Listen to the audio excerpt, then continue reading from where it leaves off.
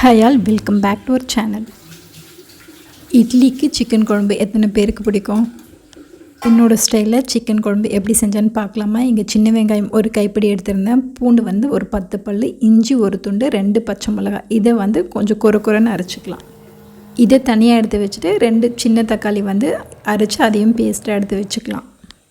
ஒரு கைப்பிடி அளவுக்கு தேங்காய் துண்டு வந்து எடுத்திருக்கேன். இங்கே 1 ஸ்பூன் வந்து சோம்பு எடுத்திருக்கேன், 1 ஸ்பூன் வந்து கசகசா, அரை ஸ்பூன் வந்து பொட்டுக்கடலை, ஒரு 3 வந்து முந்திரி.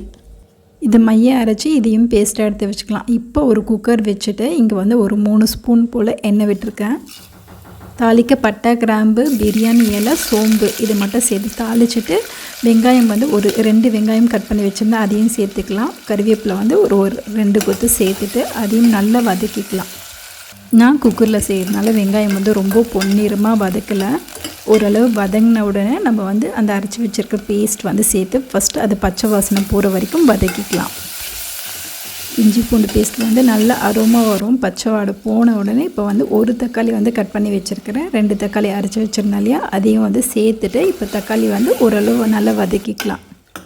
தக்காளி வதக்கும் போதே கொஞ்சமாக மஞ்சள் பொடி, கொஞ்சமாக உப்பு வந்து சேர்த்துக்கலாம்.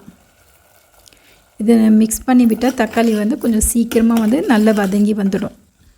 இன்கேஸ் நீங்கள் வந்து ஓப்பன் பாட்டில் செய்கிறதா இருந்தால் வெங்காயம் தக்காளி வந்து நல்லா வதக்கிக்கோங்க. நான் இப்போ வந்து க்ளீன் பண்ணி வச்சுருக்கிற சிக்கன் வந்து சேர்த்துட்டு அதையும் வந்து ஒரு மிக்ஸ் கொடுத்துட்டு நம்ம இதில் சேர்க்க வேண்டிய மசாலாஸ் எல்லாமே சேர்த்துக்கலாம். இங்கே வெறும் மிளகாய்த்தூள் வந்து 1 ஸ்பூன் எடுத்திருப்பேன். அதுக்கப்புறம் நார்மல் வீட்டுக்கு யூஸ் பண்ணுவோம் இல்லையா, அந்த மிளகாய்த்தூள் வந்து 2 ஸ்பூன் போட்டிருக்கேன். காரம் வந்து உங்களுக்கு ஏற்ற மாதிரி அட்ஜஸ்ட் பண்ணிக்கோங்க. மிளகுத்தூள் வந்து அரை ஸ்பூன் சேர்க்குறேன், சீரகத்தூள் அரை ஸ்பூன் சேர்க்குறேன், அதுக்கப்புறம் கரம் மசாலா தூள் வந்து அரை ஸ்பூன் சேர்க்குறேன். இது எல்லாத்தையுமே சேர்த்துட்டு நல்லா வந்து மிக்ஸ் பண்ணிட்டுக்கலாம்.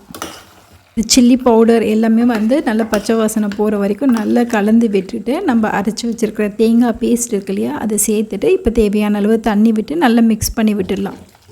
உங்களுக்கு உப்பு பத்தாதுன்னா இந்த ஸ்டேஜில் வந்து உப்பும் ஆட் பண்ணி விட்டுட்டு குக்கர் வந்து லிட் க்ளோஸ் பண்ணி நம்ம வந்து ஒரு 2 விசில் வந்து வச்சுக்கலாம். உங்களோட கிரேவி கன்சிஸ்டன்சி, உங்களுக்கு வந்து குழம்பு எந்த அளவுக்கு கன்சிஸ்டன்சி வேணுமோ அதுக்கு ஏற்ற மாதிரி வந்து தண்ணி சேர்த்துக்கோங்க. இங்கே தண்ணி வந்து ஆட் பண்ணி விட்டுட்டு லிட் போட்டு ஒரு 2 விசில் வந்து வச்சுட்டேன். நம்மளுக்கு இந்த மெத்தடில் செய்யும்போது கம்மியான வந்து மசாலாஸ் ஆட் பண்ணியிருக்கோம். அதே மாதிரி ஒரு 15 நிமிஷத்தில் வந்து நம்மளுக்கு குழம்பும் ரெடி ஆகிடும். இப்போ விசில் அடங்கினோடனே ஓப்பன் பண்ணிவிட்டு கொத்தமல்லி வந்து பொடியாக கட் பண்ணி வச்சுருக்கேன், அதை வந்து சேர்த்துட்டு நல்லா கலந்து விட்டுக்கலாம். கலந்து விட்டுட்டு நம்மளுக்கு வந்து சுட சுட வந்து இட்லியோடு சர்வ் பண்ணலாம். இல்லை நீங்கள் புலாவ் இந்த மாதிரி வெரைட்டி ரைஸ் இருக்கும் இல்லையா, அதோடு கூட இதை நல்லா சூப்பராக ஒத்து போகும்.